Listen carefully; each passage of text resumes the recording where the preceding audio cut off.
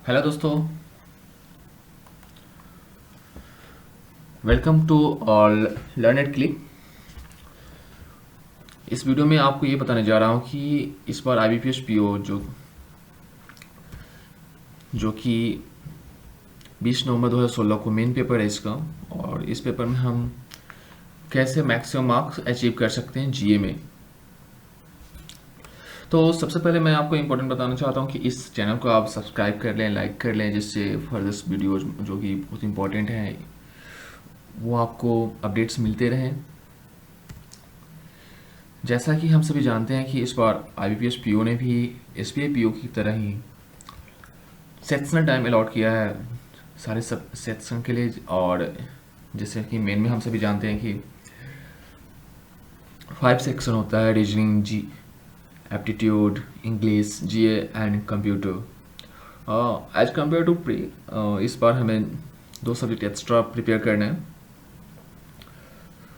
तो बहुत सारे एस्पिरेंट के मन में क्वेश्चन है कि हाँ, GA 40 मार्क्स वेटेज रखता है, अप्रॉक्स 20%। तो कैसे GA को हम हैंडल करें?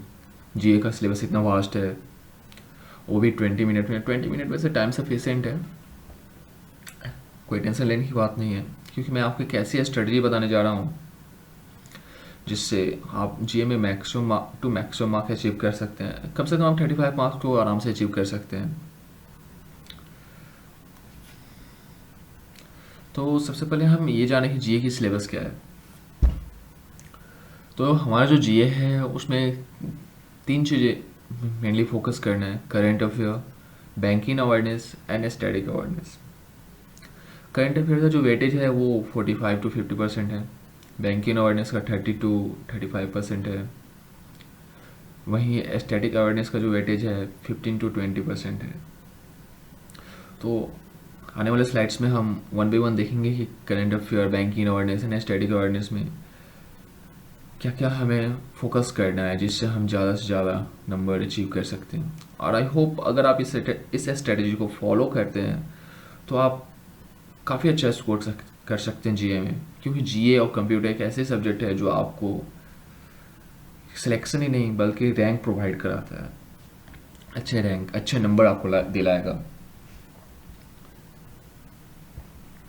करंट अफेयर जो हमें पढ़ना है कम से कम 4 to 4.5 मंथ का पढ़ना है।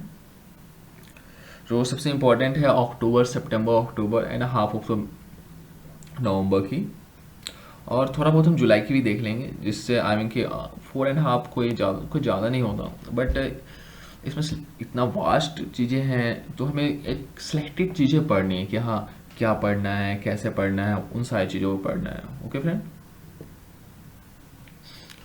तो सबसे पहली चीज़ें, इंडिया की नेशनल एंड इंटरनेशनल रिलेशनशिप अभी क्या है, जो लास्ट 4 मंथ में जो भी हुए हैं, कुछ अपॉइंटमेंट हुए हैं नेशनल में, इंटरनेशनल में, उसको जानना है। फिर आते हैं इकोनॉमिक्स के फील्ड में, क्योंकि बैंकिंग के पेपर है तो इकोनॉमिक्स से रिलेटेड मैक्सिमम चीज़ें होती हैं। तो बैंकिंग करंट अफेयर जो जुलाई टू अक्टूबर हमें जानना है कि हाँ, बैंकिंग में क्या क्या नई चीज़ें हैं, क्या क्या हुआ है।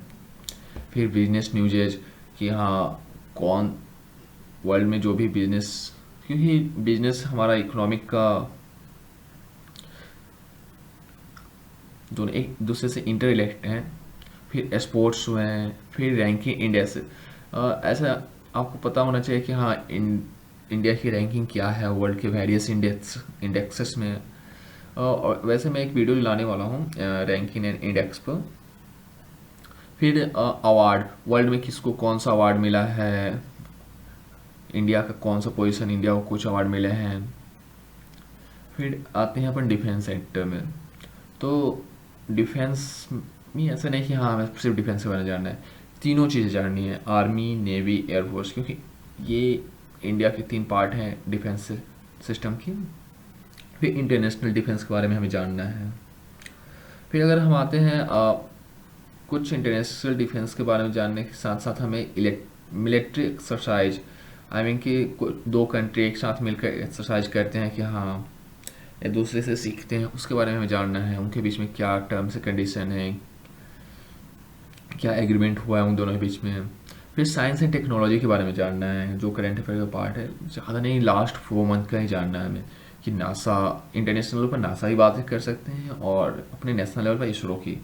वैसे हमारा जो इसरो है वो काफ़ी इंटरनेशनल लेवल पर अपनी पहचान काफ़ी अच्छी तरह बना चुका है। तो दोनों ने क्या क्या सेटेलाइट्स इधर 4 महीने में स्पेस में भेजा है, ये सब हमें काफ़ी अच्छे से जानना है। फिर अगर हम आगे बढ़ते हैं तो बैंकिंग अवेयरनेस आता है। हम इंडियन इकोनॉमी की बात करते हैं तो इंडियन इकोनॉमी का हैंडल कौन करता है उसके बारे में। तो हमारा जो बैंकिंग को रेगुलेट करता है, बैंक्स को इंडिया में रेगुलेट करता है, आरबीआई रेगुलेट करता है, ठीक है। तो आरबीआई, उसके फंक्शन, आरबीआई कैसे हुआ करता है, हिस्ट्री ऑफ आरबीआई, ये सारी चीज़ें हमें याद होनी चाहिए किसी भी बैंकिंग सेक्टर के लिए। यहाँ तक कि हम अगर सिविल सर्विस के भी प्रिपरेशन करते हैं तो उसके लिए भी इंडियन इकोनॉमी जाननी बहुत ज़रूरी होती है। फिर मॉनेटरी पॉलिसी रिसेंट की, जो बाई मंथली मॉनेटरी पॉलिसी है, उससे रिसेंटली जो अक्टूबर में आने वाला है वो हमें जानना है, क्योंकि मॉनेटरी पॉलिसी से 3 से 4 क्वेश्चन आराम से आते हैं। फिर करेंसी सिस्टम, इंडिया में कौन सी करेंसी सिस्टम है, इसके बारे में जानना है। फिर कुछ बैंक्स होते हैं उसके बारे में जानने, जैसे प्राइवेट बैंक, आरआरबी हुआ, कोऑपरेटिव बैंक हुआ, पेमेंट बैंक हुआ, पब्लिक सेक्टर बैंक हुआ। फिर आगे बढ़ते हुए फाइनेंशियल इंक्लूजन। फाइनेंशियल इंक्लूजन से 2 क्वेश्चन हर पेपर में आते हैं, जो भी बैंक पेपर होते हैं। तो मनी मार्केट हुआ, कैपिटल मार्केट हुआ, दोनों से एक एक क्वेश्चन जरूर आते हैं, तो इस चीज़ को हमें अच्छे से जानना है। फिर बैंकिंग अवेयरनेस में ही आ जाते हैं banking terminology such as NEFT, RTGS, UPI, इन सबको जानना है। लोन हुए, एनपीए हुआ, नॉन परफॉर्मिंग एसेट्स, कि हमारा कैसे बढ़ रहा है, क्या उसको कैसे रोका जा सकता है, कुछ टर्म्स इसके बारे में जानना है। फिर बैंकिंग इंस्ट्रूमेंट्स, बैंकिंग में कौन कौन से इंस्ट्रूमेंट्स यूज होते हैं, उन सब के बारे में जानना है। फिर वेसल्स 3 एक वास्ट टॉपिक है, लेकिन टेंशन लेने की बात नहीं है। मैं आपको वेसल्स 3 पर एक वीडियो लाऊंगा जो कि काफ़ी शॉर्ट टाइम में आपको इम्पॉर्टेंट चीज़ें याद रख सकते हैं। फिर बैंकिंग टर्म में कुछ शॉर्ट कोड होते हैं, उनके फुल फॉर्म्स पूछ लेते हैं, उसे याद रखना है। Financial regulator, headquarter and heads of public sector bank, bank in abbreviation, tag lines, mutual funds हुए। फिर अगर हम आगे बढ़ते हैं तो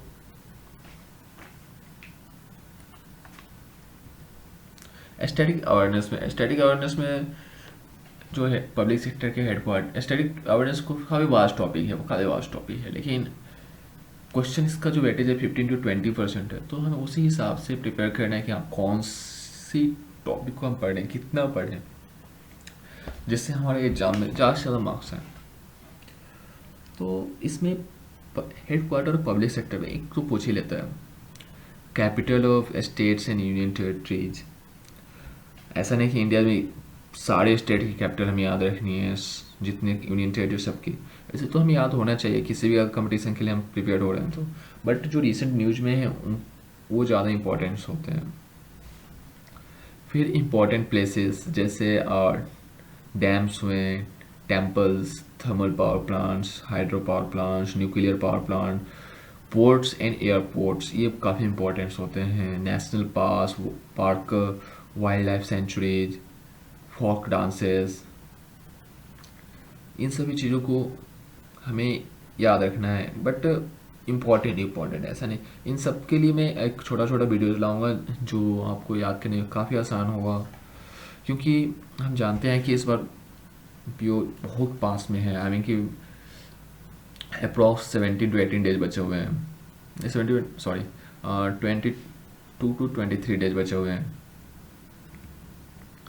फिर एक क्वेश्चन आता है इम्पोर्टेंस डेट से, जो कि हमारे कुछ नेशनल डेट्स भी होते हैं, इंटरनेशनल डेट्स भी होते हैं, तो उनको याद रखना है। जो नेशनल डेट होता है वो इंडियन गवर्नमेंट की तरफ से डिसाइडेड होता है। फिर वही इंटरनेशनल जो यूएन होता है, यूनाइटेड नेशन, वो डिसाइड करता है।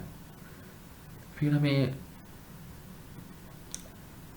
ये देखना है कि इंडिया का रिलेशंस रिसेंट में किस कंट्री के साथ है, उस कंट्री कैपिटल, उस कंट्री करेंसी, उस कंट्री के प्राइम मिनिस्टर और प्रेसिडेंट जो भी हैं, उसको हमें याद रखना है। आई मीन कि 4 मंथ में जो भी इंडिया ने, जहाँ भी इंडिया में विजिट किया है प्राइम मिनिस्टर नरेंद्र मोदी ने, उसको हमें याद रखना है।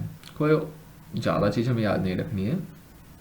फिर कैबिनेट मिनिस्टर जो रिसेंटली न्यूज़ में हाईलाइटेड होते हैं, फिर कुछ रिपोर्ट्स बनाए गए हैं, किस ने बनाया है, क्या नाम है, वो सब हमें याद रखना है। फिर सेंसस 2011, इससे एक या दो क्वेश्चन कंपल्सरी होते हैं, आते ही हैं, सारे सिलेबस में होते हैं, सारे बैंक्स के सिलेबस में मिलेंगे आपको। कोई भी कंपटीशन जाइए आप, सेंसस से एक या दो क्वेश्चन जरूर मिलते हैं।